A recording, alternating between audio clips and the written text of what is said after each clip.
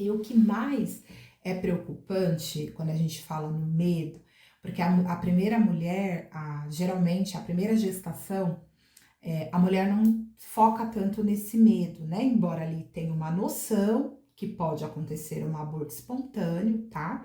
Ela só vai se dar conta que isso pode acontecer com ela, esse medo de acontecer com ela, quando ela está diante de uma situação adversa, como foi no meu caso, tá? Eu estava ali diante de uma situação adversa onde eu entendi que eu corria realmente um risco e a partir dali eu tive muito mais medo da perda, tá? Bom, tem algumas mulheres que passam por isso e tem outras, e assim, a grande maioria, quando chega a paciente para mim, a gente tem ali uma entrevista inicial, onde eu sempre pergunto se houve um aborto anterior, e a maioria das vezes tem sim um aborto anterior, tá? E quando a mulher, ela já passou por um aborto anterior, a situação fica bem mais intensa, tá? Só um ponto que eu quero trazer para vocês.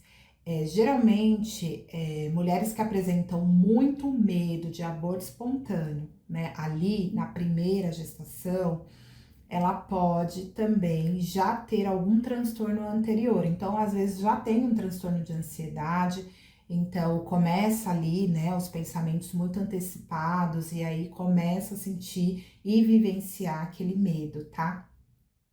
Mas é mais comum que esse medo venha mais intensamente a partir da segunda gestação, tá? Quando a mulher já passou por um aborto, por exemplo, tá? Então, até chegar à idade gestacional, que o filho, né, que teve a perda ali do filho, ela começa ali a sentir muita ansiedade, a dizer que os dias não passam, que ela não consegue parar de pensar nisso.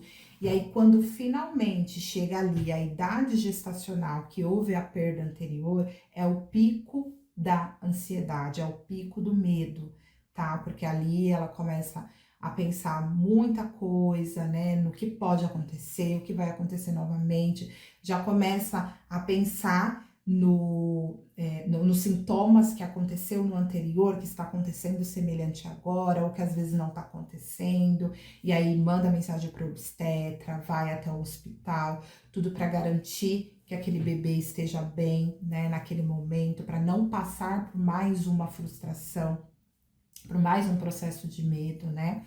Então a gente percebe que a ansiedade, né, o medo ele gera ansiedade, então a ansiedade ela fica muito maior quando a mulher já passou por um processo de aborto anterior, tá?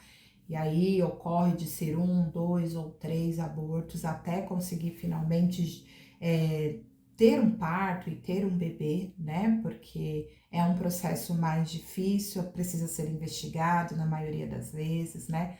Tem algumas mulheres que já com a primeiro aborto espontâneo, elas acabam primeiro fazendo aí uma série de exames, se preocupando primeiro antes de iniciar uma nova tentativa.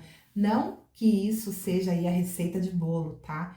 Precisa estar muito alinhado com o seu obstetra, né? A visão do seu obstetra sobre aquilo. Tem alguns que falam, não, é comum perder o primeiro, vamos lá, a gente tenta de novo, e aí a gente vê, e tem mulher que fala, não, mas eu não tô preparada para acessar essa dor novamente, porque é uma dor, né? Uma dor que ela sentiu.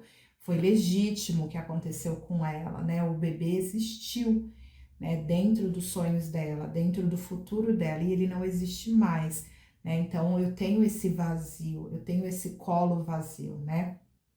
E esse período também, né, que a mulher perde, ela geralmente ela vai acompanhando o mês. Então, quando chega no mês do nascimento, que era para acontecer o nascimento do bebê, ela sente muito mais emoção, né? Ela sente mais a perda. Se ela não está sendo ali acompanhada, fica muito mais intenso. Ela não consegue dar lugar para a voz dela, porque a sociedade geralmente, né? Ela espera ali uma superação de luto, se é que podemos chamar assim, né? Acredito que não, porque o luto não é superado na realidade a partir até 3 meses. Passou dos 3 meses, fala, não, daqui a pouco você tenta de novo. Não, daqui a pouco vem, né? Que você tá ansiosa, né? Acontece. E aí começa a trazer várias questões e calando cada vez mais essa mulher e adoecendo mais vezes essa mulher. Então, começa a trazer ali um luto que chamamos aí de um luto complicado, né? A mulher não consegue viver um luto. O luto, ele já é algo esperado diante de uma perda. Mas quando ele não é bem elaborado, né? Quando a gente não consegue elaborar esse luto de uma forma que a gente possa confortá-lo ele dentro da gente, ele passa a ser um luto complicado. E aí é um transtorno, tem patologia, tá? Já tem estudos recentes aí que entrou para a classificação de transtornos mentais, que é o luto complicado. Então a gente tem aí que olhar de fato, né, para esse momento, tá?